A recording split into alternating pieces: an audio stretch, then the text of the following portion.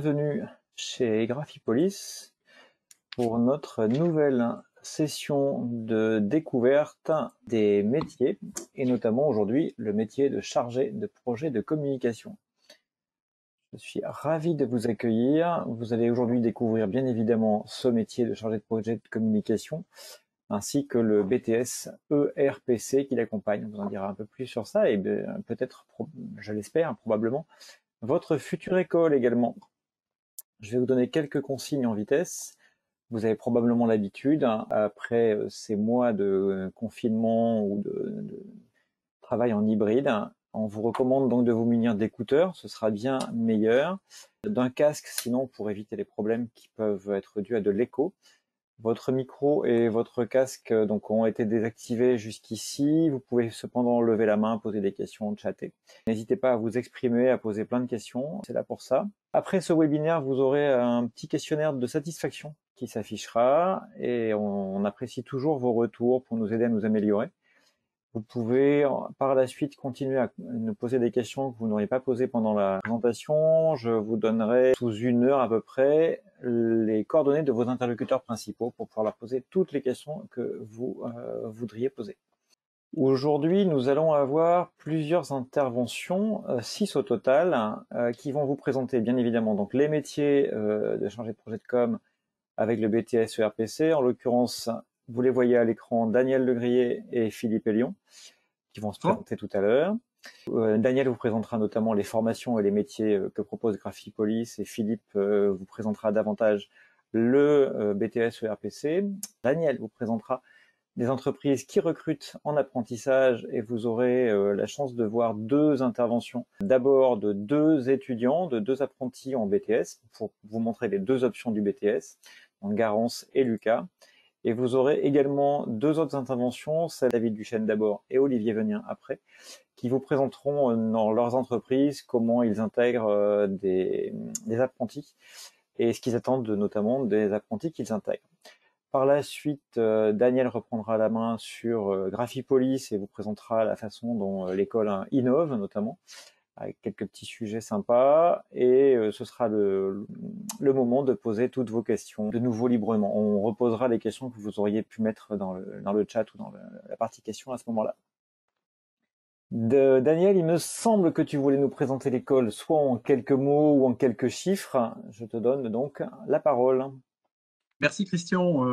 Effectivement, je pense qu'avant d'aller dans le fond de la formation, c'est intéressant pour vous de connaître un tout petit peu l'histoire de l'école, enfin en quoi elle consiste, même si on va y passer beaucoup de temps. Graphipolis, c'est une école, un centre de formation qui a été créé en 1926, qui a quand même maintenant une certaine ancienneté. Pour autant, c'est une école qui est installée depuis 10 ans maintenant dans le quartier de la création, au centre de l'île de Nantes, à côté de l'Éléphant, dans les locaux qui sont très récents, qui ont été construits pour l'occasion. C'est une vieille dame, mais dans des habits tout neufs. Alors, Graphipolis, nous, on travaille avec 3 grands secteurs d'activité. Les industries graphiques, ce qu'on appelle plus communément les imprimeries, le papier, carton, tout ce qui est packaging et emballage, fabrication, packaging et emballage, et puis tout ce qui est signalétique, enseigne et décor, la communication visuelle qu'on peut retrouver, par exemple, sous forme de vitrophanie, pose d'adhésif sur une vitrine de commerçant, ou alors pour mettre en valeur des voitures commerciales notamment, pour mettre en valeur la société à qui appartiennent ces voitures, des choses comme ça. Plus également un 4e secteur avec lequel on travaille de manière un petit peu plus marginale, mais tout ce qui est agence de communication, avec qui on travaille directement. Alors, on couvre 20 départements, et ça c'est très important puisque ça signifie qu'on est connu sur les 20 départements par un certain nombre d'entreprises partenaires avec qui on a régulièrement des apprentis. Donc on a des apprentis à Brest, on a des apprentis au Mans, on a des apprentis à La Rochelle, et puis entre ce triangle, j'ai envie de dire, il y en a un peu partout. Voilà. On en a même un peu jusque dans la Manche, parfois jusqu'à Niort, parfois même au-delà, même si ça devient un petit peu plus rare. Ça signifie que si vous êtes loin de Nantes, certes, vous devrez vous loger à Nantes le temps de la formation, mais on peut parfaitement envisager de trouver une entreprise qui est pas forcément trop loin de chez vous. On a 250 apprenants formés chaque année, pour donner un ordre de grandeur. On couvre 9 diplômes du CAP au BTS, et puis avec un Bac+3, dont je parlerai un petit peu plus tout à l'heure, Bac+3 en responsable qualité, qu'on ouvre à la prochaine rentrée. On a 90% de taux de réussite aux examens, qui sont des examens éducation nationale. Il y a 32 salariés dans la structure, un nombre qui est relativement conséquent, qui reste à taille humaine également. Parmi ces 32 collaborateurs, on a 3 meilleurs ouvriers de France.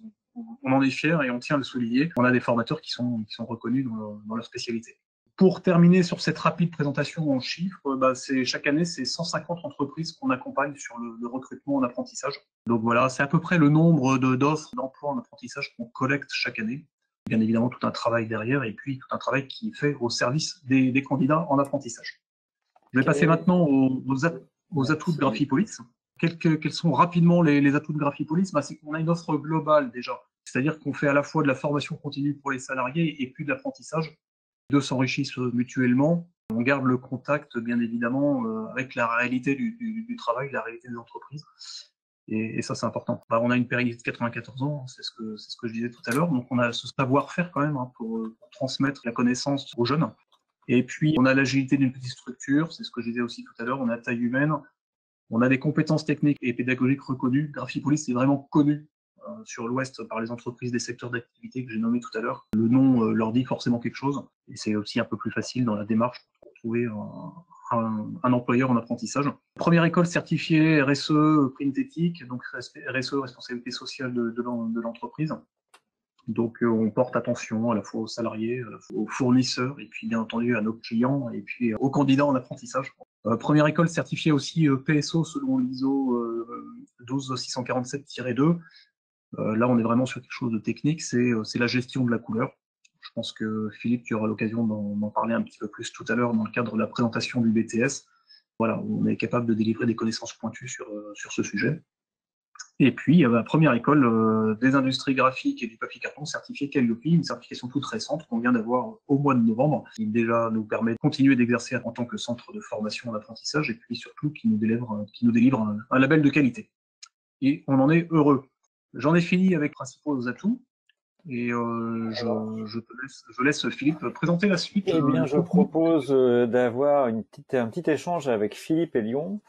Alors, je te présente rapidement, Philippe, tu es donc formateur technique, ça c'est pas grand-chose, on va dire, on va être formateur, mais tu es quand même surtout responsable de tout le département post-bac, ce qui intéresse beaucoup les candidats au BTS chez Graphipolis, donc je te laisse la main. Et notamment, j'aimerais bien que tu nous dises ce qui se cache derrière ce mot, le BTS ERPC, pour étude de réalisation d'un projet de communication. Bonsoir à toutes et à tous, bonne année, on commence comme ça. BTS ERPC, donc c'est étude de réalisation d'un projet de communication. Concrètement, c'est un BTS qui vise à former des chargés de projet ou des chefs de projet. L'objectif étant de réaliser la communication d'un de vos clients, en passant par tous les moyens que vous jugerez bons et nécessaires. Ce qui signifie quelque part que vous allez prendre le projet de votre client, l'adapter, l'étudier et finalement suivre sa réalisation jusqu'à la livraison et enfin, on va dire, l'amélioration potentielle. On le voit sur le schéma là que vous voyez à l'écran. Ça passe finalement par plusieurs tâches. La première étant de rencontrer le client.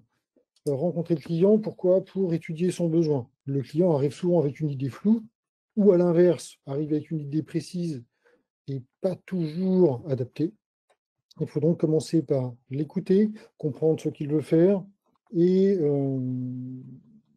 comprendre aussi comment il veut le faire. Ce qui nous amène à proposer des solutions. Donc, rencontrer le client, écouter son besoin, pour en déduire un cahier des charges fonctionnel qui finalement va résumer toutes les attentes du client vis-à-vis de son projet.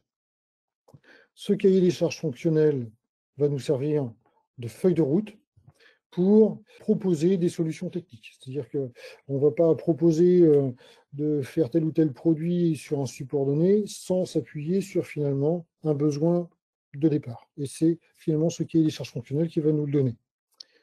On propose des solutions techniques qui sont validées, qui nous amènent à un cahier des charges techniques, qui est une description précise du produit à réaliser. Une fois qu'on a bien défini le produit à réaliser, on le chiffre au travers d'un devis. On le voit ici en bas du schéma. On le découpe ensuite en processus de production. Ça signifie qu'il faut quand même avoir conscience un petit peu des moyens de production dont on dispose. Donc on va prendre notre produit complet et dire on va commencer par telle opération, puis l'opération suivante, puis l'opération, etc. On va découper tout cela en opérations successives de façon à aboutir au produit fini. Ce qui nous amène à la rédaction d'un dossier de fabrication qui est finalement un document qui va résumer toutes les instructions que l'on va donner aux opérateurs, qui eux sont des spécialistes techniques, pur et dur, ceux qui sont derrière les machines et qui réalisent une partie du processus. Tout cela doit également être planifié, donc on va organiser le planning jusqu'à finalement suivre le produit. Alors ça, ce sont des étapes qu'on ne voit pas trop sur le petit schéma, mais quelque part, on se doit également de suivre chacune des étapes, valider le fait que chaque process ou chaque morceau du process se déroule convenablement pour en assurer la qualité finale et arriver jusqu'à la livraison au client.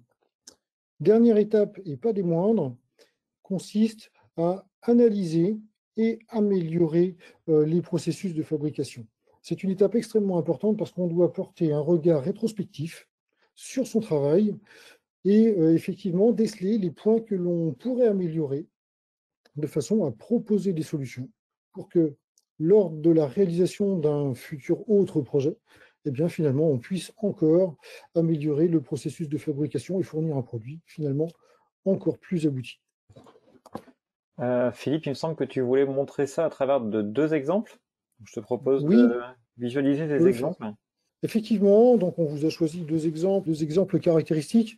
Alors évidemment, les exemples sont extrêmement divers. Ça nous amène à traiter des choses extrêmement différentes. C'est d'ailleurs un des points véritablement intéressants de ce BTS, c'est que finalement les choses changent tout le temps et vous êtes amené à faire des choses vraiment très diversifiées. Là, on s'attaque à un packaging. Donc c'est une dame qui avait une micro-entreprise qui s'appelle le Joker et qui avait pour objectif de réaliser un jeu à destination d'enfants qui ont parfois du mal un peu à s'exprimer, et ça s'appelle l'ampli à émotion. L'idée étant de choisir une carte qui représente une émotion et d'en exprimer l'intensité au travers de petits potentiomètres. Elle avait déjà une petite idée de l'aspect que pouvait avoir le jeu. Alors c'était très différent de ce que vous voyez là, évidemment. Elle souhaitait en revanche, elle avait des souhaits du type s'inscrire dans une démarche éco-responsable, minimiser par exemple l'impact du packaging, ou tout au moins lui trouver quelque chose, enfin une utilité secondaire, que ce ne soit pas juste une boîte, mais bien que ça ait une utilité. Donc les apprentis sont passés par plusieurs schémas avant d'arriver à cela, et on se rend compte ici, et au travers de la diapo suivante, qu'ils ont finalement abouti à une boîte jeu. C'est finalement la boîte qui constitue le plateau de jeu. Bon, alors évidemment, on le voit ici sur le petit schéma, elle contient les cartes, mais ça forme bien un ensemble, et on a répondu ainsi au besoin finalement de minimiser le packaging pour arriver à un ensemble fonctionnel tout seul. C'est un objet unique et tout seul. On peut également y voir ici donc les cartes, ce sont des cartes magnétiques, donc ça a nécessité un petit peu de recherche aussi sur comment finalement intégrer le support magnétique dans le packaging. Et puis surtout, on y voit cette pluridisciplinarité puisque le projet a été décliné sous forme digitale, sous la forme d'une application pour smartphone, que l'on peut voir à droite. Donc l'idée ici étant de recréer les différents aspects du jeu au travers d'une application mobile. On peut également passer à l'exemple suivant. Oui. Il est intéressant lui aussi sur un tout autre aspect. Alors là on change franchement d'univers, on passe à l'édition. Ce que vous voyez ici, c'est un livre. C'est un livre en 3D. Notre objectif à nous était, on peut dire triple. C'est-à-dire le premier était déjà d'en réaliser un en tant que prototype. Le deuxième était d'être en capacité de l'industrialiser, donc de trouver le processus qui le rendait industrialisable. Et 3, de réaliser un livre qui puisse durer dans le temps. Et c'est là où finalement, on y repère un esprit d'équipe. Les 4 personnes que vous voyez là ont toutes des profils différents. Vous avez dedans quelqu'un qui était issu du pré-presse, donc plutôt graphiste, vous avez quelqu'un qui était imprimeur et vous aviez quelqu'un qui était façonnier. Alors, façonnier, c'est quelqu'un qui fait la finition d'un document, hein, donc qui termine un document après l'impression. Ce document, il est passé par plusieurs phases et on y décèle entre autres le côté expérimental. C'est-à-dire qu'avant de découper en processus, eh bien finalement, on va s'interroger sur comment je vais réaliser le document et quels sont les moyens qui vont me permettre d'aboutir à quelque chose de réellement fonctionnel. Ici, on y voit 3 tests, par exemple. Le premier, c'est un test informatique. Alors, concrètement, ça signifie quoi? Ça signifie qu'on va valider le fait que mon fichier informatique va bien donner le résultat escompté une fois fabriqué. Entre autres, ici, il y avait la problématique d'automatisation.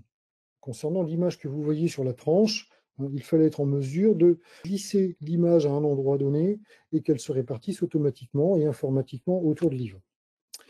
Le deuxième test est plus un test de papier. Pas uniquement du papier, mais le binôme papier-rainage. Alors pour les non-avertis, c'est ce qui concerne le pli, en fait. Donc il y a plusieurs méthodes de pliage. Et là, il fallait valider le fait que ce papier, plié d'une certaine façon, pouvait aboutir à un résultat qui était intéressant. Et on remarque sur ce prototype, à gauche par exemple, que le papier présente des craquelures. On y voit des marques blanches. À droite, à l'inverse, le papier, lui, a résisté. Enfin, à droite, on y voit un test graphique, l'objectif étant d'optimiser la surface du pli de façon à ce qu'on voit apparaître l'image au mieux, en fait. Si on compare au prototype de gauche, on voit bien que la proportion d'image est plus importante. Donc voilà, cette partie-là est particulièrement intéressante dans le BTS, hein, puisque finalement, il y a une partie expérimentale et recherche. Est-ce que tu veux montrer le produit fini? Voilà. Alors, sur le produit fini, il y a 2-3 petits effets qui sont intéressants. Alors, on ne peut pas les voir sur les images fixes. Alors, ce que je te propose peut-être, c'est de passer la vidéo qui... Oui, tout à fait. Je fais la vidéo qui montre le produit.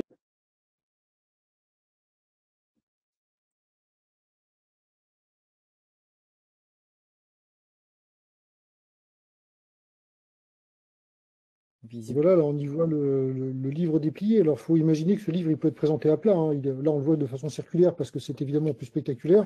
Mais à la base, c'est un livre plat qui est plié d'une certaine façon. On va obtenir finalement ce disque circulaire. On le montre à plat en vitesse.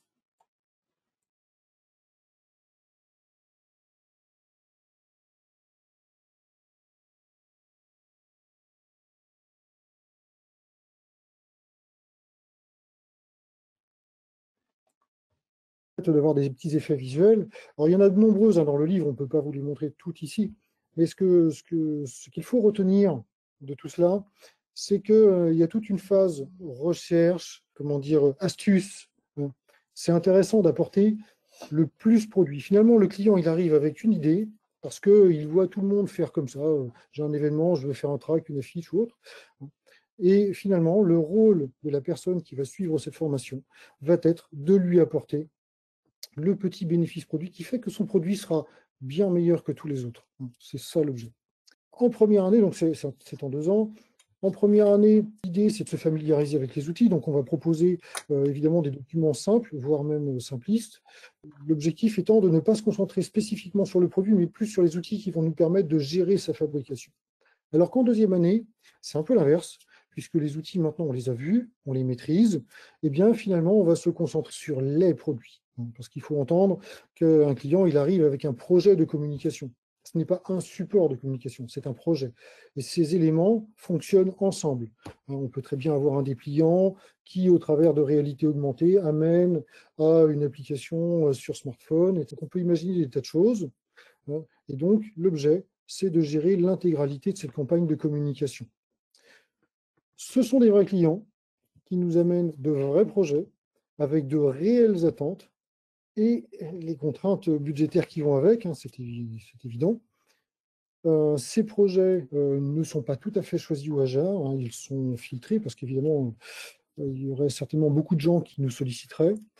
Ils sont soumis à une commission nationale tous les ans, commission qui valide en fait le fait que ce projet balaye l'intégralité des compétences attendues pour ce BTS, avec une notion de variété extrêmement importante. Il y a une notion qui est extrêmement prégnante là-dedans, c'est le fait que cette campagne soit composée à la fois de produits matériels imprimés et de produits digitaux qui peuvent être site internet, applications smartphone, réalité augmentée ou tout ce que vous pouvez imaginer à partir d'éléments digitaux.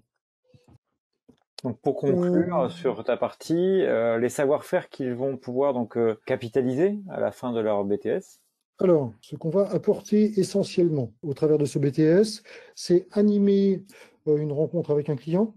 C'est vrai que rencontrer un client, il y a une méthode derrière, il y a une méthodologie, donc on va vous apporter, analyser son besoin, traduire ses besoins en solutions techniques, détailler le processus de fabrication, donc ce qui implique effectivement de balayer un petit peu les différentes contraintes des machines, déjà avoir connaissance de ces machines, et en connaître les contraintes minimales de façon à être en mesure de donner les bonnes instructions aux opérateurs qui se trouvent derrière, coordonner toutes ces opérations, parce que finalement, chaque machine a ses propres disponibilités, et donc il faut forcément coordonner entre elles au travers d'un planning, trouver des fournisseurs aussi, ça implique effectivement de connaître les différentes possibilités, là encore, pour les fournisseurs, et enfin, un petit aspect que l'on connaît moins au départ, c'est le respect des normes.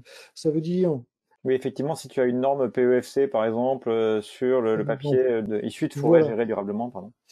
C'est-à-dire qu'en fonction en fait des exigences du client, si quelqu'un qui voudrait effectivement utiliser du papier recyclable ou avoir une démarche éco-responsable, il faut avoir conscience pour cela de toutes les normes qui traitent du sujet. On peut prendre un exemple qui est plus technique. On parlait tout à l'heure de la norme ISO 12647, donc la fameuse norme PSO. Eh bien, c'est une norme qui régit la couleur et la gestion de la couleur. Bon, si vous avez des clients qui sont un peu exigeants avec leur visuel, je pense entre autres aux photographes, mais pas que, les grands industriels automobiles, entre autres, ou la cosmétique, eh bien, peuvent effectivement avoir des exigences sur le sujet, et ces normes sont là justement pour garantir le respect de leurs exigences. Et donc, je pense que là, Daniel va sûrement nous rejoindre. Quels sont les métiers vers lesquels les candidats, donc ayant obtenu leur BTS, quels métiers est-ce qu'ils peuvent prétendre? Alors, beaucoup de métiers. Juste sur ce BTS-là particulièrement, essentiellement effectivement des chargés de projet, mais néanmoins, il y a également tout un tas de métiers techniques. Ce qu'il faut aussi entendre dans ce BTS, c'est que les gens qui sortent de ce BTS ont en général, vous avez remarqué, c'est un BTS qui est quand même assez généraliste. Donc, le BTS permet aux apprentis finalement de révéler un certain nombre de choses, et les projets, quelque part, les incitent à cela, à aller chercher l'information technique. Et donc, ils vont naturellement se spécialiser ou s'orienter vers un certain nombre de choses. Donc, les métiers qu'ils vont obtenir à la fin sont un petit peu en fonction du parcours qu'ils auront eu au travers de ce BTS. Et certains vont s'orienter peut-être vers la chromie, certains autres vont s'orienter vers la gestion de production. Ils peuvent finir finalement fabricant de viseurs, responsable de studio graphique, technico-commercial. Finalement, beaucoup de métiers. Lorsqu'on regarde ce qu'ont fait nos apprentis, on aboutit à beaucoup de métiers. On va le voir d'ailleurs dans les deux exemples, dans les deux interviews de nos deux apprentis. Daniel, tu veux peut-être poursuivre sur justement les métiers que propose Graphipolis? Oui, alors les métiers que propose Graphipolis, c'est-à-dire que les métiers sur lesquels on forme, et ce sont les métiers de nos entreprises partenaires, bien évidemment. On va un petit peu au-delà du BTS pour que vous compreniez bien l'ensemble des métiers sur lesquels nous on forme. Ça vous aidera aussi à mieux comprendre quel type de candidats vont sur le BTS. Voilà, ce sera plus simple pour vous après. On forme sur effectivement tout ce qui est pré-média, infographie plurimédia, donc à la fois web et puis ce qu'on appelle le print, destiné à de l'infographie pour tous les documents, packaging ou autres destinés à l'impression. Puis des opérateurs pré-presse, alors ça peut être les mêmes, ça peut être des personnes différentes. On va affiner un petit peu tout ça après, notamment au travers des témoignages d'entreprises. On a effectivement tous les métiers de l'impression, avec différentes technologies d'impression. Et donc, on va former des imprimeurs, des conducteurs offset, qui est une technologie d'impression. On va former des imprimeurs en sérigraphie, des opérateurs en impression numérique, des conducteurs de presse numérique. Ces métiers-là, on les forme, que ce soit le pré-média, l'impression, on les forme au travers de Bac Pro. Et puis on forme également, toujours en bac pro d'ailleurs, des conducteurs en façonnage transformation sur différents types de machines. Je ne vais pas m'étendre là-dessus, mais c'est vraiment toute la partie finition, c'est ceux qui finissent le produit. Le produit est conçu en fait en prémédia, il est imprimé, et puis après il faut que le produit est fini à travers cette étape-là pour qu'il soit beau, qu'il soit propre, qu'il soit plié éventuellement si c'est le cas, voilà, qu'il soit découpé avant livraison au client. Et puis, il y a tous les métiers connexes, deviseur, fabricant, responsable planning, chargé d'affaires technico-commerciales, qualité, sécurité, environnement. Et ça, les métiers connexes, finalement, c'est plutôt sur ces métiers-là que forme le BTS, quoi. Voilà. Les formations de Graphipolis, elles sont un peu plus larges que ça. Je parlerai des autres dans le slide d'après. Là, je voudrais m'étendre un petit peu sur les formations qui mènent au BTS. C'est-à-dire que les candidats qui rentrent sur notre BTS ERPC, études de réalisation d'un projet de communication, ils viennent de différents bacs pro. Le bac pro RPIP, réalisation de produits imprimés plurimédia, avec l'option production imprimée. Ce sont les conducteurs d'impression dont je parlais précédemment. Voilà, ça, ce bac pro, nous, on le dispense à Graphipolis, il peut être dispensé dans d'autres écoles, et que ce soit bien entendu qui sortent de Graphipolis ou d'autres écoles, c'est vraiment des candidats, on va dire, naturels pour le BTS. Le même bac pro avec l'option production graphique, et là, on est plutôt sur des infographistes. Daniel, excuse-moi de t'embêter, excuse-moi de t'interrompre. Gaël demande si ce sont des formations payantes. C'est peut-être le moment de parler de cette partie-là qui est importante. Alors, on est bien évidemment sur des formations en apprentissage. Toutes nos formations sont en apprentissage. Et donc, on n'est pas sur des formations payantes. Non seulement elles ne sont pas payantes, mais les apprentis sont rémunérés par leur employeur. Aucun frais d'inscription chez nous. Je termine avec la liste des bacs pro. Le bac pro FPIR, façonnage de produits imprimés et routage. Donc, dans la chaîne graphique que je vous ai présentée juste avant, donc il y a bien évidemment il y a la conception sur ordinateur, l'infographie, il y a l'impression, et c'est ce que je vous disais, il y a le façonnage, on finit le produit. Et il y a un bac pro également qui forme sur ce type de métier. Et ce sont aussi également des candidats naturels pour rentrer sur notre BTS. Et puis on a le brevet des métiers d'art, qui est spécifique au secteur de l'enseigne signalétique et décor, à la communication visuelle, qui est un équivalent bac, et qui permet également de rentrer sur notre BTS. Alors ça, c'est les formations qui sont dispensées à Graphipolis ou dans d'autres centres de formation qui permettent de rentrer sur le BTS. Il y a d'autres formations un peu équivalentes avec lesquelles on peut accéder aussi au BTS ERPC, dont vient de vous parler Philippe, et notamment le bac pro artisanat et métier d'art, communication visuelle plurimédia. C'est un peu long. S'il y a des candidats qui sont actuellement sur ce bac pro, ils peuvent également entrer sur notre BTS de manière assez naturelle. Alors je t'interromps encore une fois, je suis désolé. J'ai Chloé qui nous dit qu'elle est en terminale bac pro MES. Est-ce qu'elle a accès au BTS ERPC? Une bonne question, Chloé. C'est pour ça que je donne le détail un petit peu des bacs pro où on rentre naturellement sur le BTS, parce que c'est beaucoup plus compliqué en réalité quand on vient d'un bac général, que ce soit un bac littéraire, un bac scientifique aussi, ou un bac ES. Philippe vous a présenté juste avant des projets qui sont quand même très techniques. Alors, c'est des projets de groupe, donc c'est justement des jeunes qui viennent de différents bacs pro que vous voyez sur la gauche et qui s'unissent pour faire un projet assez complet quand même, qui sont des beaux projets. Mais si on y vient, si on souhaite y rentrer avec un bac pro généraliste, on va dire, on manque de connaissances techniques, c'est trop compliqué en fin de compte, on s'en est aperçu, pour les jeunes d'intégrer le BTS. Le niveau est en décalage par rapport aux autres dans la réalisation des projets. Voilà. Et donc, nous, on n'est pas fermé, au contraire, on aime bien accueillir le plus de monde possible sur notre BTS, mais ceux qui sortent d'un bac pro généraliste, on leur propose de refaire en 2 ans, en 1 an, suivant les profils, Le MES, c'est métier de l'enseigne et de la signalétique, qui sont en partie sur les mêmes compétences que les BMA. Et John qui nous précise ce que nous a demandé. Pardon, j'avais compris un bac ES, un bac pro MES. Après, il faut voir effectivement suivant les cas, suivant le dossier, suivant ce qui a été réalisé au cours de l'année. C'est pas impossible. Question complémentaire d'ailleurs sur un bac général et une formation en design graphique de 2 ou 3 ans post-bac. Donc là, effectivement, c'est la même chose. C'est à partir du moment où il y a déjà eu une formation graphique, un design graphique, je pense que ça vaut le coup quand même d'en discuter, de regarder ça de beaucoup plus près. Et on donnera les coordonnées tout à l'heure pour que vous puissiez directement prendre contact et avoir un échange rapide avec les chargés de relations entreprises et relations candidats. Absolument. N'hésitez pas, continuez à poser des questions, c'est toujours très intéressant. Par rapport à la slide précédente, ce qui est au milieu, c'est la même chose, c'est les bacs pro que je vous ai décrits, c'est le BTS maintenant que vous connaissez un peu mieux. Mais voilà, juste pour information, on propose également à Graphipolis des CAP. CAP sur la sérigraphie industrielle, la technique d'impression-sérigraphie, qui est accessible aux jeunes à partir de 15 ans, mais on a parfois des gens qui refont le CAP, qui repartent en CAP 24, 25 ans après un autre parcours. Ils le font en un an en général dans ces cas-là. On a le CAP signalétique et décor, qui est l'entrée naturelle pour le BMA que vous voyez tout en bas, dont je parlais tout à l'heure, le brevet des métiers d'art, qui est donc cet équivalent bac. Pour y rentrer, là également, on demande d'être passé par le CAP signalétique et décor. Voilà. Et puis, on a un deuxième BTS qui est le BTS NVRC, négociation et digitalisation de la relation client, qui est un BTS vraiment axé sur le métier de commercial terrain, et avec cette particularité aussi d'acquisition de savoir-faire digital. S'il y a des gens si vous connaissez des personnes intéressées, on fait un webinaire la semaine prochaine là-dessus. Et qui sera aussi diffusé en replay par la suite.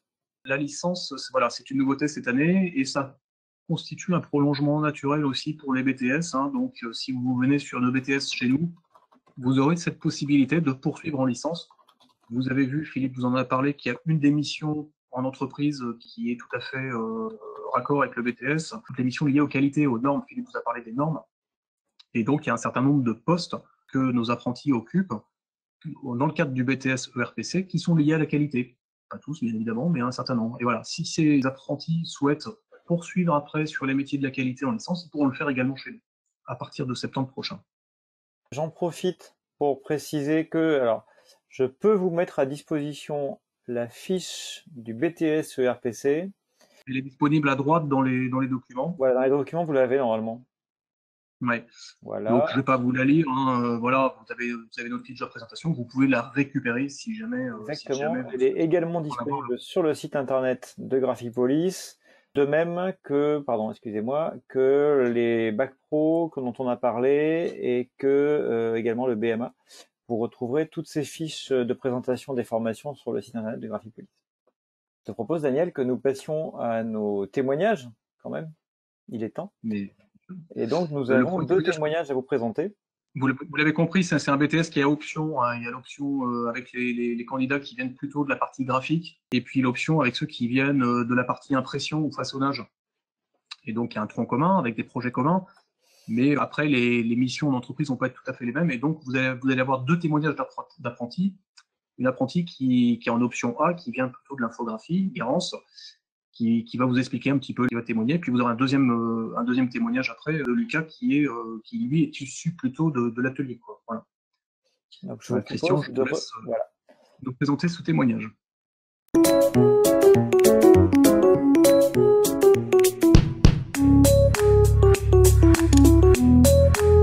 Moi, je suis apprentie au sein de la direction de la communication de Lorient Agglomération. Et en parallèle, du coup, je suis en BTS, études de réalisation d'un produit de communication au sein de Graphipolis. J'ai commencé en faisant un bac pro en RPIP, option production graphique, mais je l'ai fait en un an parce que j'étais déjà titulaire d'un bac. Et en fait, dans la continuité, je me suis dit, pourquoi pas faire le BTS, ça me permettrait d'en savoir plus. Pour le moment, au sein de l'agglomération de Lorient, je m'occupe de faire tout ce qui est réactualisation de supports de communication, que ce soit des affiches pour des événements ou faire des petits supports aussi pour la communication interne. Ça reste très basique, mais ça prend déjà beaucoup de temps. En entreprise, ça me permet de continuer en fait à me perfectionner sur les logiciels. Après, pour ce qui est en cours, c'est vraiment être dans la gestion de projet, chose que j'ai pas forcément la possibilité tout le temps de mettre en place en entreprise, mais j'en apprends beaucoup. J'aurais tendance à dire pas énormément, mais je pense que si on est motivé, ça peut se trouver assez facilement. J'ai choisi Graphipolis pour mon bac pro parce que c'était l'école qui proposait une alternance le plus proche de chez moi. Pourquoi j'ai continué sur mon BTS ? Parce que j'ai remarqué qu'il y avait un bon parc machine quand même, qui nous permet du coup d'avoir des projets assez intéressants et qu'on peut faire du coup en interne plutôt qu'externaliser. Et aussi parce que l'équipe pédagogique est quand même très présente et franchement, il n'y a pas toutes les écoles qui peuvent être aussi présentes pour un parcours scolaire. Donc c'était vraiment une logique pour moi de rester à Graphipolis. En bac pro, on est beaucoup dans l'exécution et vraiment dans le perfectionnement des logiciels. Alors qu'en BTS, on est totalement en fait dans Dans de la gestion de projet, on travaille en équipe aussi, chose qu'on ne fait pas du tout en bac pro. On travaille en équipe, il y a vraiment ce travail sur soi pour faire en sorte que ça se passe bien, parce qu'on a des caractères différents, parce que faut que ça marche et que tout seul, on avance peut-être vite, mais on n'avance pas forcément loin. Et du coup, c'est un travail intéressant à faire aussi. Plus dans la réflexion en étant en BTS qu'en bac pro. Plus compliqué, c'est de trouver une alternance, mais qu'après, c'est du pur plaisir de travailler en groupe, puis toujours s'accrocher en fait. Mais il y a des moments, ça va être peut-être plus compliqué, mais comme on travaille en groupe, il y en a toujours un pour soutenir les autres, donc c'est vraiment du pur plaisir.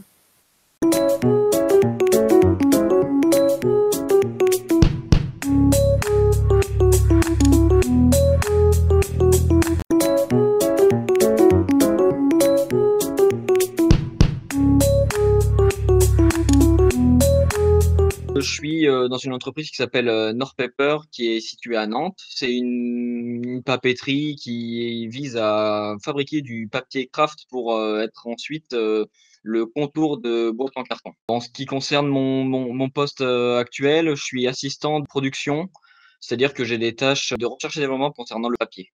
Avant de faire le BTS que je suis actuellement, j'ai fait un bac pro production imprimée dans une entreprise du côté de Rennes cette fois-ci qui s'appelle TPI, qui est une imprimerie classique entre guillemets. Avant de faire ce bac pro à Graphipolis, j'en avais déjà obtenu un en scolaire dans un lycée professionnel qui est le lycée Quatlogon donc à Rennes. Donc, c'est-à-dire que j'ai pu accéder à la formation au bac chez Graphipolis directement en commençant par l'année de première. Donc, j'ai pu sauter entre guillemets une année parce que j'avais déjà validé pendant mon ancien bac certaines compétences du coup que j'avais pas validées pendant ce second bac. Et donc voilà, maintenant je suis la formation de BTS à Graphipolis chez Norpaper. La mission pour laquelle j'ai été embauché, c'est que Norpaper produit un papier qui est en développement et moi, avec mes compétences donc d'un côté de mon premier bac en graphisme et de mon second bac en production imprimée, je vais mener à bien des tests sur les supports que mon entreprise produit. C'est-à-dire que je vais faire des tests d'impression avec différents paramètres, voir comment le papier réagit, les comparer avec d'autres papiers où on a un peu plus d'informations au niveau de l'impression et tout ce genre de choses, et ensuite comparer pour en ressortir les meilleurs paramètres de production pour que le papier soit d'une qualité optimale, que ce soit d'un point de vue qualité et impression. Ce que j'aime bien dans ce poste, c'est que c'est pas du tout comme des postes que mes camarades de classe ont, c'est-à-dire que moi, je suis vraiment plus dans de la recherche et développement, alors que mes camarades ils font aussi de la recherche et développement, mais pas aussi poussé que ça. C'est-à-dire que moi, je touche à de la chimie papetière, ça me permet d'en apprendre énormément déjà sur la chimie papetière, mais aussi sur la fabrication du papier. Une partie de la chaîne graphique que j'avais pas du tout vue et que j'avais pas du tout étudié, ce qui m'a permis d'en apprendre énormément. Et ensuite, ce qui est intéressant, c'est que forcément, Norpaper ne produit pas que du papier blanc, mais aussi du papier brun. Et quand Norpaper produit du craft brun, ces périodes-là, en fait, je les passe en ayant d'autres missions que les missions de recherche et développement. C'est-à-dire que si par exemple j'ai des plans, il y a des plans de la machine, des plans industriels qui sont un petit peu vieux ou qui ne sont plus à jour, mon tuteur va me donner à les redessiner complètement, voire à retourner voir sur machine pour vraiment étudier la chose et le refaire informatiquement pour que ce soit vraiment propre et à jour. Ce genre de mission-là. D'un certain point, c'est vraiment de la recherche et développement pur et dur, j'ai envie de dire, puisque quand c'est du blanc, je fais vraiment pratiquement que ça et quand c'est du brun, je vais vraiment plus être là à mettre à jour les documents et je vais voir complètement autre chose, en fait. C'est vrai, ça fait vraiment comme si j'avais, pas 2 formations, mais 2 parties d'apprentissage qui étaient complètement séparées. Moi, le sentiment que j'en ai eu, c'était que ça j'ai pas trop eu de soucis à trouver mon apprentissage. Après, c'est vrai que bon, faut se l'avouer, Graphipolis m'a aidé aussi, il m'a fourni cette offre d'alternance. Mais mais même pour parler du métier, je sais que, les papetiers, les ingénieurs papetiers, il y en a pas beaucoup et que ça recrute quand même, bien à ce niveau-là, quoi. Que ce soit et même, tout ce qui est cadre dans ce type d'entreprise, ça c'est quand même assez rare, le nombre de postes à promouvoir est quand même assez grand, quoi. Mais c'est des métiers qui recrutent, même si faut réussir à accéder aux compétences via les formations. Mais c'est une fois les compétences acquises, je pense qu'on a toutes les cartes pour réussir à bien décrocher le poste assez facilement, quoi. Ça nous permet d'apprendre et d'avoir des compétences sur tout ce qui est vraiment avant l'impression. Parce que en bac, on voit vraiment que quand on a le dossier de fabrication en main, tandis que là, en BTS, c'est vraiment plus la fabrication du dossier de fabrication, justement, et tout ce qui est préparation pour que l'impression se déroule bien.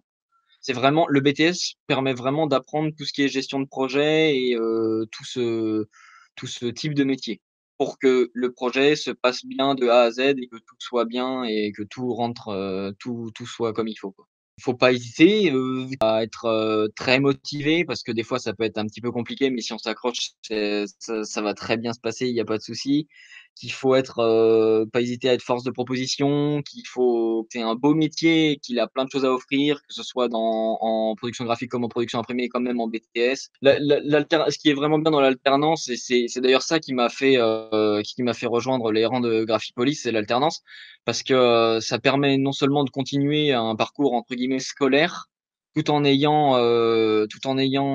découvrant comment fonctionne une entreprise et puis en gagnant de l'expérience tout en étant quand même à l'école. Donc c'est vraiment ça qui m'a fait rejoindre et c'est vraiment un très bon point quand on veut aller assez vite vers le monde du travail, mais qu'on veut quand même garder le lien avec l'école qu'on a depuis très longtemps, quoi.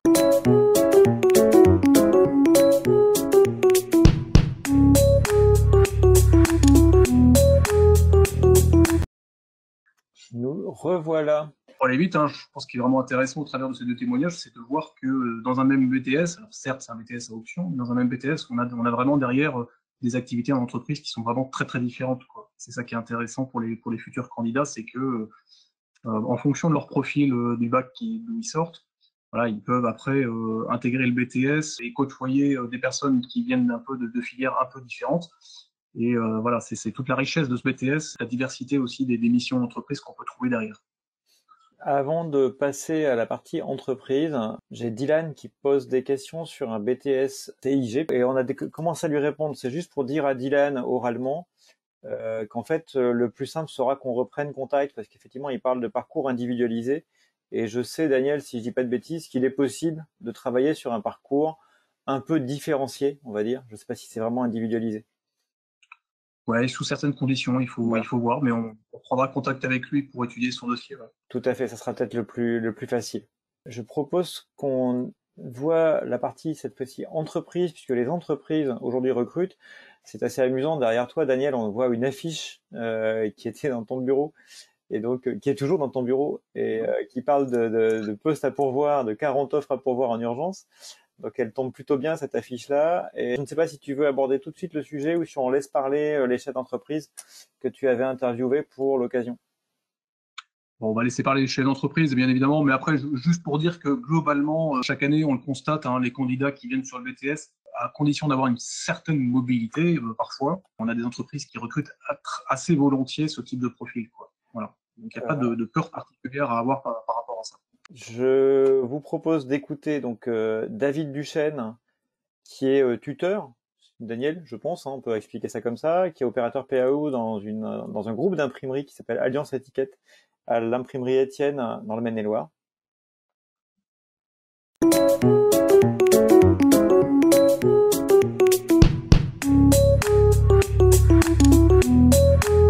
On en est à notre 5e apprenti issu de Graphipolis. C'est une école qu'on connaît bien. Et puis, c'était aussi, nous, d'avoir quand même, hein, on va pas se mentir, d'avoir une main-d'œuvre. On cherchait une main-d'œuvre qui n'était pas forcément, fallait pas qu'elle soit tout le temps à l'entreprise parce qu'on a quand même un secteur qui est assez fluctuant. Il y a des semaines, on va avoir beaucoup de boulot, d'autres, on va pas en avoir tout le temps. Voilà. Et on avait des postes où, par exemple, mon collègue, il est tout seul. Et il fallait qu'il y ait quelqu'un qui vienne l'aider à certains moments. Donc, il y avait cette problématique-là à laquelle il fallait répondre.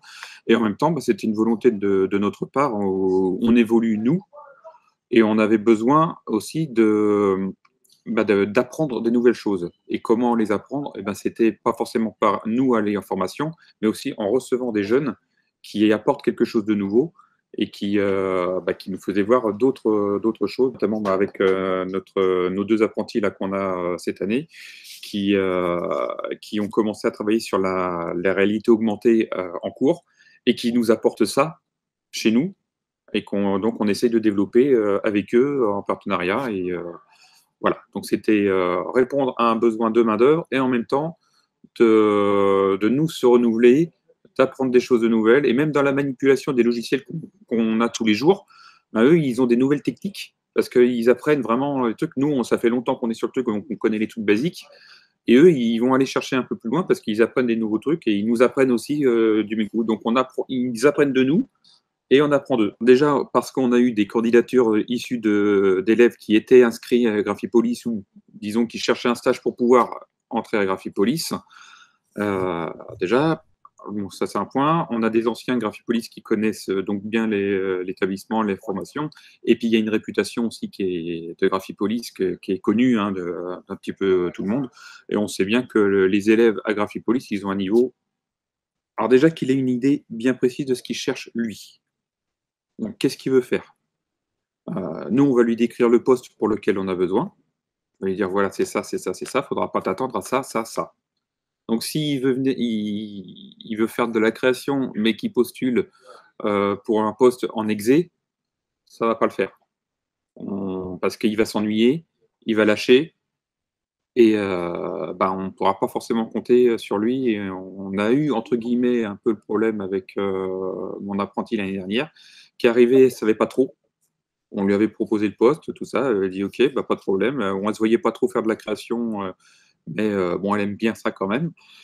Et en fait, vite fait, elle s'est ennuyée parce que le travail, quand on est en exé, notamment à mon poste où on est et pour lequel on recherchait un apprenti, le travail est assez répétitif. Même si chaque fichier est différent, qu'il faut le préparer différemment en fonction du papier, des angles, des machins, tout ça. S'il sait qu'il ne peut pas rester 8 heures d'affilée devant un ordinateur, c'est pas la peine qu'il vienne en exé, par exemple. Voilà. Un qui veut faire de la création, il ne faut pas qu'il vienne en exé, parce qu'il ne va pas avoir de création. Donc, vraiment, il faut qu'il ait une idée précise de ce qu'il cherche. Et quand on va lui faire la description du poste, est-ce que ça l'intéresse? Est-ce que ça correspond à ce qu'il veut ou pas? Quand on va recevoir un fichier d'une agence ou d'un client, il va falloir faire la préparation de la forme imprimante, vérifier que tout est au format, que les défonces sont faites, les surimpressions, qu'on ait bien une correspondance entre le fichier et la commande du client, que toutes les modifs soient faites et que le fichier soit préparé de façon à ce que quand il se passe dans le RIP, on puisse le récupérer pour faire les plaques et en machine sans avoir à y toucher et faire de retouches. Normalement, c'est le but du jeu. Maintenant, les retouches, ça peut arriver en machine parce qu'on a un modèle et puis on arrive, ça fait pas la même chose. Donc, voilà. Mais c'est là, alors il y a des fois des entreprises où on va faire un job sur une journée, un job ou deux. Voilà. Nous, on a des petits fichiers, là, comme je peux vous montrer, ce sont des étiquettes. Vous voyez, là, on a juste un petit truc comme ça. On va en faire 50 dans la journée, quoi. Donc, c'est 50 fois le machin. Des fois, il y a de la modif, c'est intéressant. Des fois, c'est des nouveaux modèles, c'est un peu plus intéressant.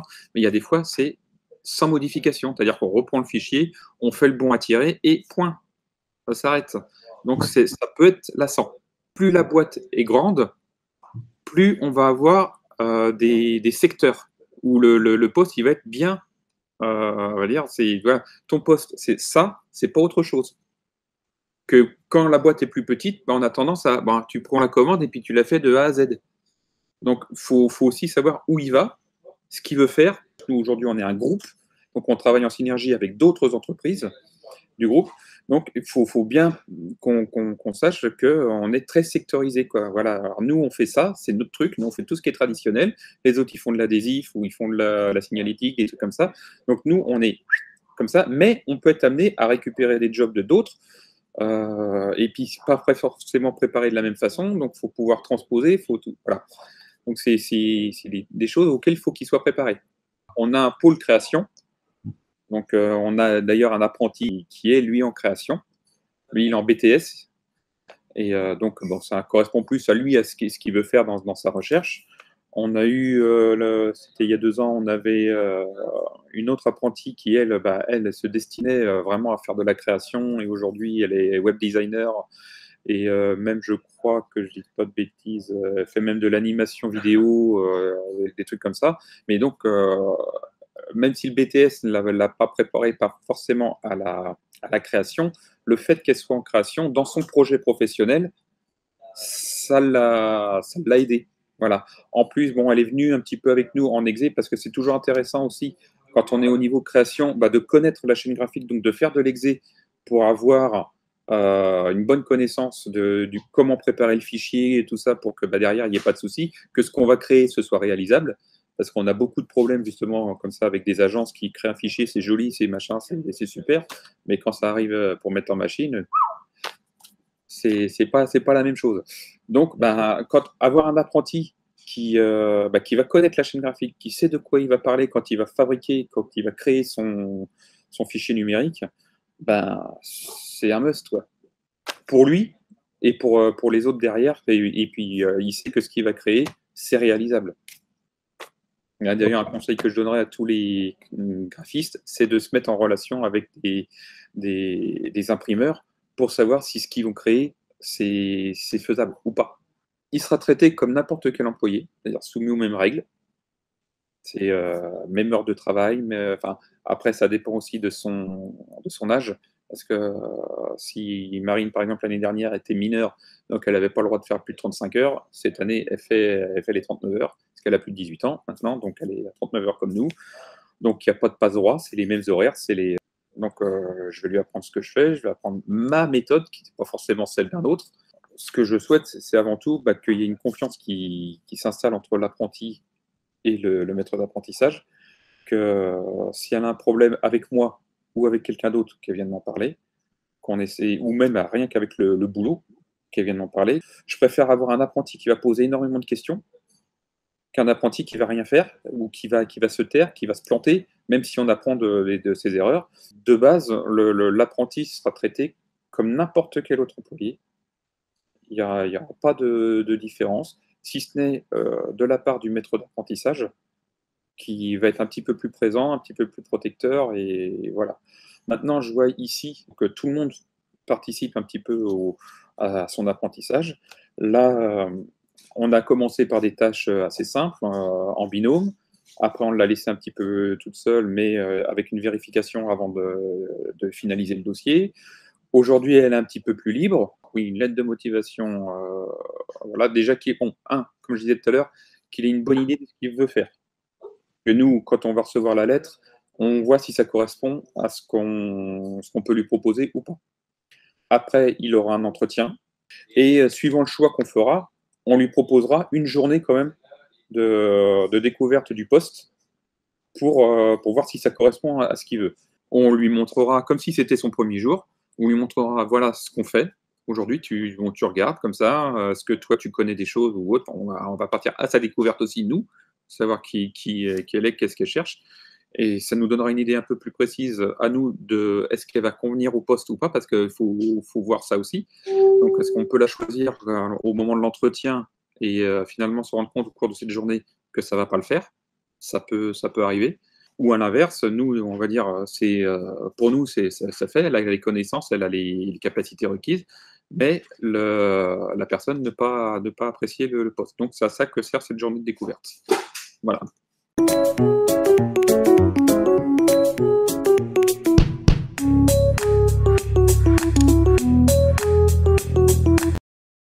Je remercie encore tous nos intervenants parce que c'est très compliqué de faire une interview de cette qualité-là. Ils se lâchent vraiment et ils nous donnent beaucoup d'informations. J'espère que voilà, vous avez encore tenu le choc parce qu'il y a beaucoup d'informations. Vous pourrez toujours retrouver cette vidéo-là dans le replay puisqu'on l'intégrera bien évidemment.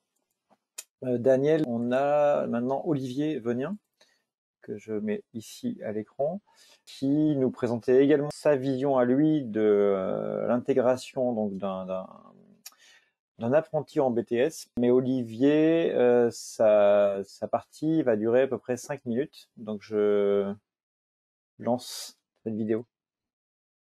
Très bien.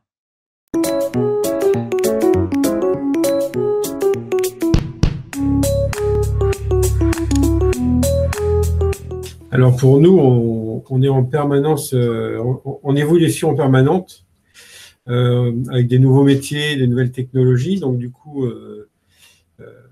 des nouvelles branches d'activité, hein, je pense au routage, la logistique, puis des métiers comme la découpe laser.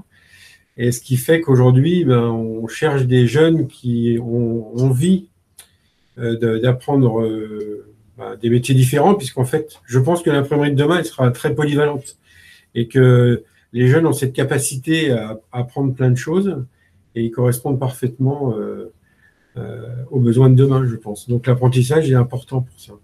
Alors c'est historique, hein, je sais pas, ça remonte déjà à 8 ou 9 ans, j'imagine, premier apprenti. En fait, voilà, l'histoire a voulu qu'on travaille ensemble, ça s'est toujours bien passé. Les élèves sont bien suivis et à l'école et chez nous, il y a des échanges avec les profs. Enfin, tout se passe bien, on n'a jamais eu de problème majeur. Donc voilà, donc, pourquoi changer quand ça marche? Pour nous, il n'y a pas de problème. Voilà. La première chose, c'est qu'ils soient curieux, parce que je pense que c'est important d'avoir envie de découvrir, hein, de ne pas attendre qu'on donne les choses, mais au contraire de vouloir essayer de comprendre pourquoi on fait comme ça, comment ça marche. C'est un cursus un peu particulier, hein, puisque entre l'école et l'entreprise, il faut pouvoir s'adapter. Donc ça, c'est important, de vouloir s'intégrer à l'équipe, parce que on n'arrive pas que pour 15 jours du mois. Hein. Quand on arrive, ben, on vit avec tout le monde. Et puis, si le jeune a ses envies, eh bien, ça doit fonctionner. Et ça marche assez souvent, d'ailleurs.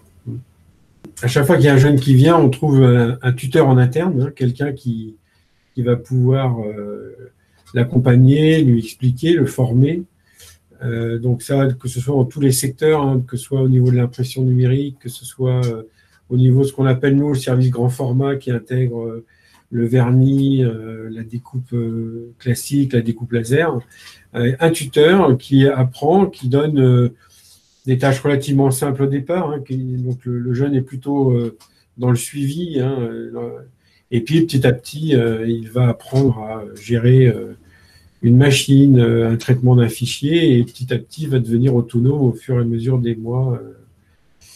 Voilà. Comment chez nous, on intègre en tout cas un jeune apprenti. On a le cas actuellement avec un jeune qui est plutôt dans la partie fabrication, mais c'est vrai qu'au jour d'aujourd'hui, par la connaissance qu'il a eue à travers d'autres apprentissages qu'il a fait ailleurs, il maîtrise plutôt bien aujourd'hui la chaîne et bien, grâce à ça, il est capable au jour d'aujourd'hui d'être quasiment autonome et d'acquérir de l'expérience parce qu'il n'y a pas simplement à traiter un dossier en fabrication, mais c'est tous les aléas qui vont tourner autour, comment les régler.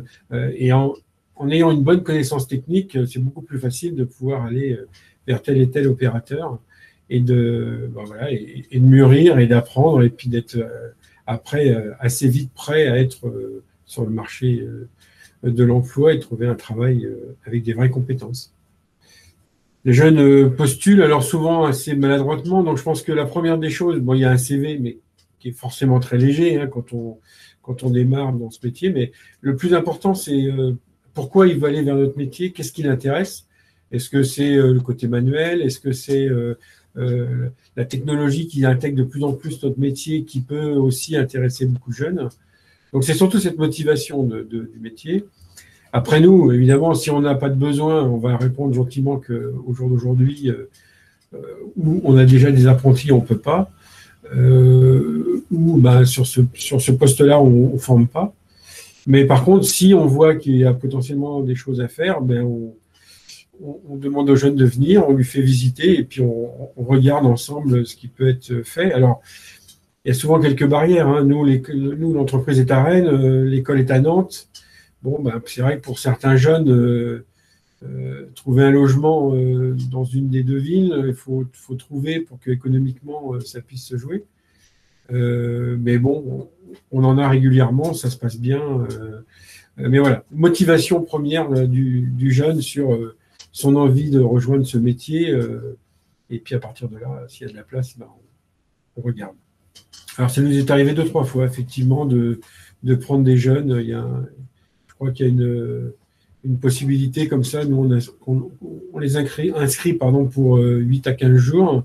Et puis comme ça leur permet assez vite de voir. Nous, on a rarement eu des problèmes.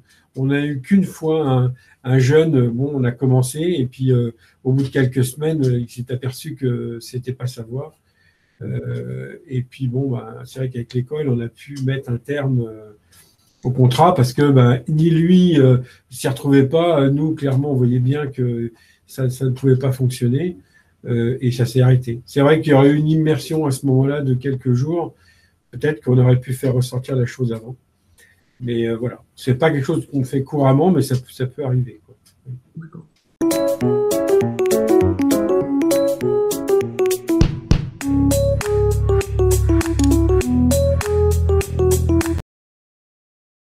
Donc voilà, merci encore de nous suivre sur ce sujet-là. J'ai essayé de résumer ce que nous ont dit David Duchesne et Olivier Venien. Vous les avez sur l'écran. Je rappelle qu'ils n'ont pas pu être présents. C'était compliqué d'avoir 4 interventions ce soir en essayant d'être dans un temps limité avec les 2 options à couvrir, plus l'école, plus la formation. Donc on a préféré vous proposer un interview qui sera donc bien évidemment intégré dans le replay de ce webinaire. Daniel, si tu veux prendre le relais sur justement les entreprises qui recrutent et les recherches actuelles ou récurrentes de postes et de profils. Oui, alors effectivement, ce que je disais au niveau du BTS, globalement, il n'y a pas de difficulté majeure pour le recrutement. Après, c'est comme tout. Nous, à Graphipolis, une fois qu'on a le dossier qui est complet, en fait, on propose un réel accompagnement. C'est-à-dire qu'on a 2 chargés de relations entreprises ici en permanence qui vont vraiment accompagner chaque candidat dans sa démarche. Alors, on collecte jusqu'à 150 offres d'emploi par an. Et puis, si jamais les candidats ne trouvent pas leur bonheur dans les offres pour des raisons de proximité géographique ou autre, on aide quand même, on accompagne, on essaie de voir quelles sont les entreprises qui sont susceptibles d'accueillir. Et puis, on aide aussi aux techniques de recrutement. On a des ateliers de techniques de recrutement. Voilà, on ne laisse pas les candidats comme ça dans la nature. Vraiment, il y a un gros accompagnement de notre part. Bien évidemment, ça demande un investissement de la part de chaque candidat. Ça se fait pas tout seul, mais globalement, il n'y a pas de souci majeur pour les candidats au BTS, quoi. Voilà. Choisir l'apprentissage, donc on en a déjà un petit peu parlé, mais c'est vrai que c'est important de le souligner. C'est vraiment bénéficier d'une formation professionnelle financée et rémunérée par l'employeur. Donc il n'y a pas de frais de formation et il y a une rémunération. Valider sa formation par un diplôme d'État. Nous, on délivre des diplômes éducation nationale. Acquérir de l'expérience et faciliter son insertion professionnelle, c'est ce qu'on a l'habitude de dire aux jeunes. Non seulement à l'issue de la formation, vous avez appris des choses, mais étant donné que vous étiez en apprentissage, vous avez fait des choses. Et ça, c'est très important pour les employeurs par la suite, quoi. Bien évidemment, vous êtes en capacité de prouver des réalisations. Voilà, et d'où la phrase suivante, apprendre un métier dans l'action en entreprise. Voilà. Sachant que Graphipolis est réputé pour sa capacité d'innovation. Si tu peux nous en parler en quelques mots. Mais oui, alors j'étais vraiment très content puisqu'il y a un des intervenants en entreprise, David Duchesne, qui l'a mentionné, la réalité augmentée, bien entendu. Quelque part, c'est l'apprenti qui a apporté à l'entreprise quelque chose de nouveau et ça, et lui en était content et on était les premiers à dispenser la formation sur cette technologie. Vous étiez la première école en France à intégrer la réalité augmentée dans l'ensemble de son parcours de formation. Tous les apprenants, tous les apprentis chez Graphipolis apprennent la réalité augmentée. Mais bien évidemment, il y a pas que ça. Il y a la gestion des données variables, il y a la gestion de la couleur. Alors, sur la gestion de la couleur, qui permet d'avoir une sortie en papier machine qui est vraiment correspondante à ce que le client lui souhaitait. Et puis tout ce qui est impression grand format, prototypage de packaging, intégration des outils web. Et matériel de découpe aussi. Vous avez intégré une machine de découpe récemment dans votre parc machine. Voilà, on renouvelle notre parc. Notre parc machine, on a une machine de découpe laser qui vient d'arriver. Parler de réalité augmentée, je vais vous montrer à quoi ressemble, pour ceux qui ne connaîtraient pas, la réalité augmentée.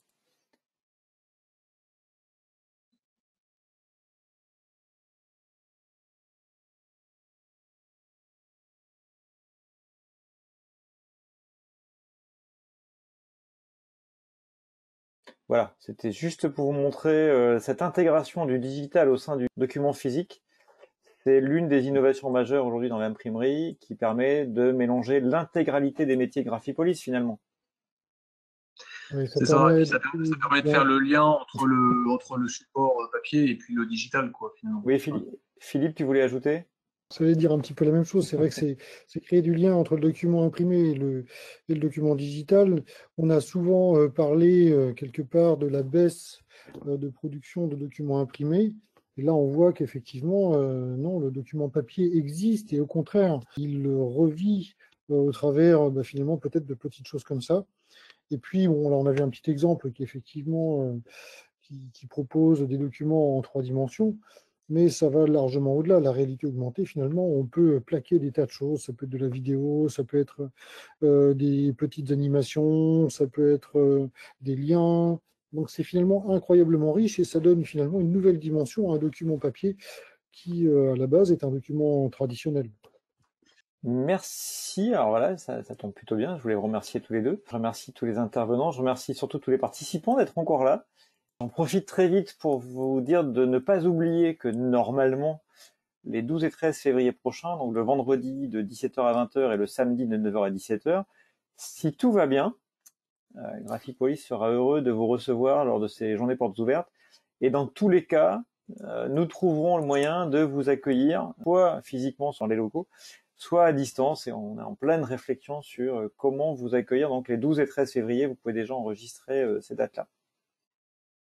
Voilà, si jamais ces dates-là c'était pas possible pour vous, prenez contact avec nous et puis on trouvera une date pour vous recevoir en particulier à un autre moment, ça pose aucun problème. C'est vraiment l'occasion privilégiée quand même, malgré tout, de venir chez nous, de découvrir voilà, l'atelier, le parc machine de manière exhaustive et puis de rencontrer un certain nombre de personnes. Vous allez recevoir juste à la fin de ce webinaire un questionnaire de satisfaction. Vous pourrez assister au replay du webinaire, mais également à l'ensemble des replays des webinaires de la saison 1, puis à terme de la saison 2, pour aller voir et découvrir les autres métiers proposés par Graphipolis et les autres formations. Si vous souhaitez contacter les équipes, bien évidemment le téléphone, le smartphone, le robot, tout ce que vous voulez, le morse, pourquoi pas, si vous voulez essayer. Et si vous voulez suivre Graphipolis, on est présent sur Twitter, sur YouTube, sur LinkedIn, sur Instagram et sur Facebook. Il n'y a que sur TikTok qu'on n'est pas trop présent aujourd'hui. Je vous propose de vous laisser la parole. Nous avons une personne qui va nous rejoindre, qui est Marie-Violaine Léchevin, qui va nous aider à répondre à toutes vos questions, bien que vous en ayez déjà posé pas mal. Je ne sais pas si, Marie-Violaine, tu avais vu d'autres points. J'en profite juste pour dire qu'il y a un QR code sur le côté qui vous permet d'accéder directement à une page de synthèse sur la formation ERPC et les métiers associés. Est-ce qu'il y a d'autres questions aujourd'hui? Oui, on a Héloïse qui demande si on sera, avec cette formation des BTS, formé sur tous les logiciels PAO. Alors, bon, je pense que c'est moi qui vais répondre à cette question. Tous les logiciels PAO, oui. On rebalaye effectivement la formation sur les logiciels. En principe, on arrive déjà avec un petit bagage. Néanmoins, on a tous les ans un certain nombre de personnes qui ont découvert toujours un petit peu les logiciels de façon autodidacte, de façon à lisser les pratiques, de façon à pouvoir travailler en groupe, c'est aussi simple que ça. Eh bien, on reprogramme des séances où on réapprend et où on rebalaye l'intégralité des compétences nécessaires pour finalement intégrer ce BTS. Très bien, merci pour cette réponse. On a un Mathis aussi qui nous demande combien de temps, comment se passe l'alternance, donc le rythme, en termes de semaines, quand est-ce qu'on est chez l'employeur et quand est-ce qu'on est au CFA. On est 20 semaines au CFA et le reste du temps, on est en entreprise. Ça correspond grosso modo à 15 jours en entreprise, puis 15 jours au CFA, puis à nouveau 15 jours en entreprise, etc. Avec quelques exceptions, vous avez de temps en temps des périodes un peu plus longues en entreprise, parfois 3 ou 4 semaines. J'ai une question qui est, est-ce que c'est une même classe pour l'option A et l'option B? C'est une question à laquelle je n'ai pas su répondre directement. Oui, c'est une même classe. Parce que, je vous l'ai dit tout à l'heure, on gère des projets. Et les projets, ça nécessite plusieurs compétences, finalement, avec des profils différents. J'ai besoin d'un imprimeur, j'ai besoin d'un infographiste. Donc, on constitue des équipes qui sont toujours représentées par les apprentis des deux disciplines. On ne fait pas d'équipe qui serait constituée d'une seule compétence, parce qu'effectivement, on n'arriverait pas à faire aboutir le projet. Si on veut que le projet aboutisse, il faut nécessairement avoir une équipe la plus variée possible. avec donc des gens qui ont des compétences les plus variées possibles. Et donc, comme c'est Chloé qui a posé la question et que Chloé nous repose une deuxième question, pour intégrer un BTS ERPC, est-ce qu'il lui faut, après un bac pro, le fameux bac pro MES, métier de l'enseigne et signalétique, refaire un bac pro RPIP? Non, non, du tout. Si on prend le parcours idéal, évidemment, on sort d'un bac pro RPIP, les gens poursuivent avec un BTS ERPC, c'est la suite logique. Néanmoins, tout bac qui gravite autour des industries graphiques est tout à fait adapté pour poursuivre. À la limite, j'ai même envie de préciser que finalement, son profil étant différent, il viendra enrichir une équipe projet dans laquelle elle va s'intégrer. C'est-à-dire que finalement, si elle a un parcours qui est plus signalétique, eh bien, ça permettra d'apporter ses connaissances en signalétique au sein du groupe projet et donc de traiter le projet dans cette dimension-là aussi. Une autre question. En fait, j'ai eu pas mal de questions, mais qui ont été déjà abordées en cours de webinaire. Il y en a une qui était de Laure qui demande s'il y a des tests à passer pour rentrer en BTS ERPC. Alors non, il n'y a pas de test. En fait, la condition principale, c'est comme c'est une formation. Enfin, il y a un dossier quand même à remplir, hein, comme je l'ai dit tout à l'heure. On vérifie quand même que le bac où est issue la personne quand même correspond au BTS, quoi. Voilà, ça c'est ce qu'on avait déjà dit. Après, il n'y a pas de test proprement dit. Contre la condition, puisque c'est une formation en apprentissage, bien évidemment, c'est que d'avoir un employeur qui ait mis une intention d'embauche, voilà, avec une signature de contrat avant de rentrer en formation. Une dernière question pertinente qui vient d'arriver. Est-ce que vous avez un internat au sein de l'établissement? Alors non, effectivement, on n'a pas d'internat. C'est vrai que sur Nantes, parfois, ça peut être compliqué de se loger. Néanmoins, on a une personne quand même dont une des missions principales à Graphipolis est d'accompagner les jeunes pour les aider à trouver un logement. Et on a différentes solutions, on a différents partenaires sur Nantes qui permettent de trouver des solutions, quoi. Donc on n'a pas d'internat, mais c'est pareil, là on laisse pas les jeunes non plus tout seuls par rapport à cette question, quoi. Et moi, je poserais bien la question, pourquoi on choisirait Graphipolis? Pour plein de choses, bien évidemment. Non, Graphipolis, d'abord parce qu'on a un bon taux de réussite aux examens. Il y a cet accompagnement, que j'ai décrit, de l'aide au placement en entreprise. 150 offres d'emploi collectées par an, quand même, c'est pas rien. Il y a des cours de soutien et de remédiation aussi pendant la formation. Il y a un suivi qui est individualisé. On est un établissement à taille humaine, on est une trentaine de salariés. Et puis, je te laisser en parler, mais il y a des entreprises, il y a des salons professionnels, des voyages pédagogiques, enfin, du moins en temps normal. La dimension qu'il faut vraiment retenir aussi, c'est qu'on a un parc machine extrêmement riche, très varié, moderne, renouvelé, qui s'enrichit d'année en année. Et d'un autre côté, on a des formateurs qui sont passionnés, vraiment. C'est vrai qu'on ne l'a pas dit aujourd'hui, mais on a quand même 3 formateurs meilleurs apprentis de France, meilleurs ouvriers de France. Ouais. Et on a aussi des apprentis qui font les concours de meilleurs apprentis de France. Il y a des Olympiades des métiers, il y a des concours meilleurs apprentis de France, et il y a régulièrement des apprentis chez nous qui passent ces concours, et un certain nombre l'obtiennent, quoi. Ce qu'il faut vraiment retenir, c'est cette passion. C'est une passion qui anime nos apprentis, mais qui anime également nos formateurs. Chaque formateur vous parlera de son métier vraiment avec un œil véritablement passionné, à cœur de partager ce qu'il aime dans son métier. C'est véritablement un échange. Il faut vraiment le voir comme un échange. Un apprenti peut venir nous consulter n'importe quand sur une question technique, qu'il a rencontrée en entreprise ou qu'il le rencontre au CFA. On sera toujours là pour lui répondre. On essaye véritablement d'être le plus présent possible. Eh bien, merci beaucoup à vous tous, aussi bien à vous deux qui êtes présents, aux 4 intervenants à distance, et surtout à tous les participants. Je pense qu'il est l'heure que nous rendions l'antenne, comme on disait, fut un temps, qu'on a dit énormément de choses. Je sais, Daniel, que tu as au minimum une personne à contacter dès demain, puisque vu le nombre de questions que Chloé nous a posées, je pense qu'il faut que tu appelles Chloé demain. On le fera avec plaisir. Merci effectivement à tous les participants. Et puis, on vous attend, on l'espère, très rapidement dans nos murs pour pouvoir échanger de vive voix lors des journées portes ouvertes ou lors d'un rendez-vous privé, quoi. Voilà. Tout à fait. En tout cas, merci à chacun d'avoir participé. N'hésitez pas à venir voir les autres webinaires que nous avons. Ça en fera une petite série de 8 en 2 saisons. C'est plutôt pas mal pour un CFA. Bravo à tous. Encore merci et meilleurs vœux, effectivement, pour la nouvelle année. Au plaisir. À bientôt. Bonne soirée.